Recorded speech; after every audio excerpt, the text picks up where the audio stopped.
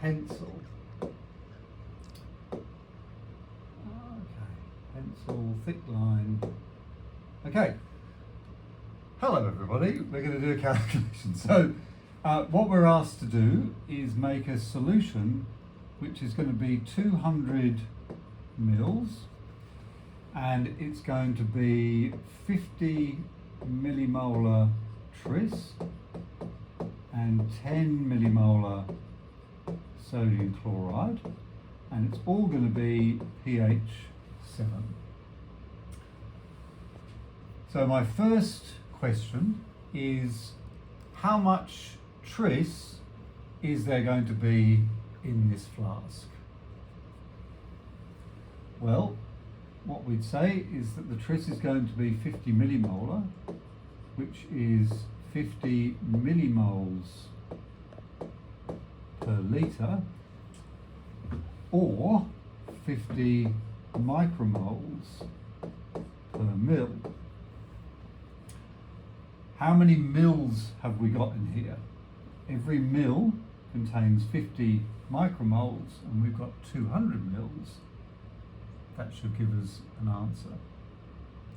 Another way of looking at that is simply to say that there's 50 millimoles in a litre, and that 200 mils is a fifth of a litre.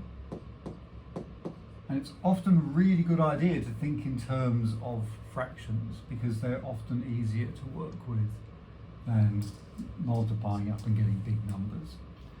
So, whichever way you look at this, it's going to be 10 millimoles. So there's going to be 10 millimoles of tris in there. You're looking sceptical as if that isn't the right answer. No, that's good. No, when you were talking, that's when it occurred to me, like, what if people take different approaches? Like, when you convert it to 50 micromoles per mil, my first thought was, oh, I would have just thought of that as a fifth of a litre and gone that way. But I guess if you ask them to convert it to, like, express it as millimoles, then they won't be writing like 10,000. No, because that's what we don't. That's right. We actually don't. We don't want them to write 10,000 micromoles, because then we're starting to stray into silly numbers territory. Do you know the mathematics guy who's on YouTube, Eddie Wu? Yeah. I mean, he's just brilliant, isn't he, with his whiteboard? It's just unbelievable. I haven't had a look at his stuff. I should. It's incredible. It's incredible.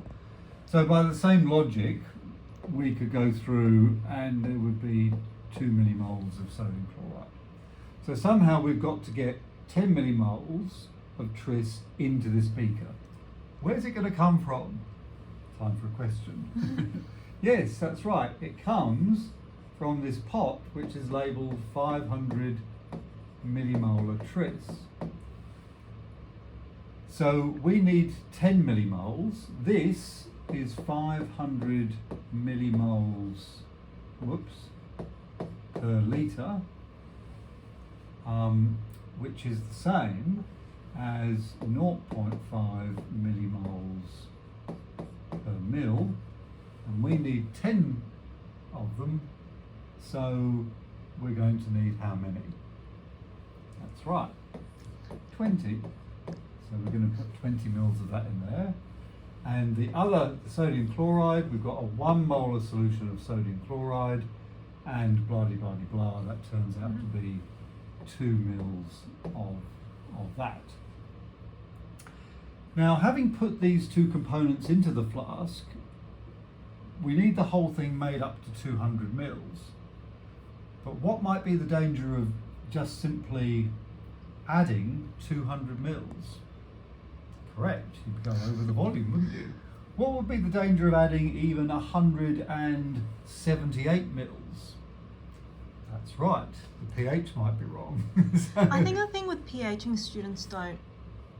They don't get. They don't know. No, but that's. They haven't had that. It's experience. an extra nuance, isn't it? I mean, the fact of the matter is they're not making any buffers in our classes. Yeah, that's it. So it's probably not the best example. Yeah.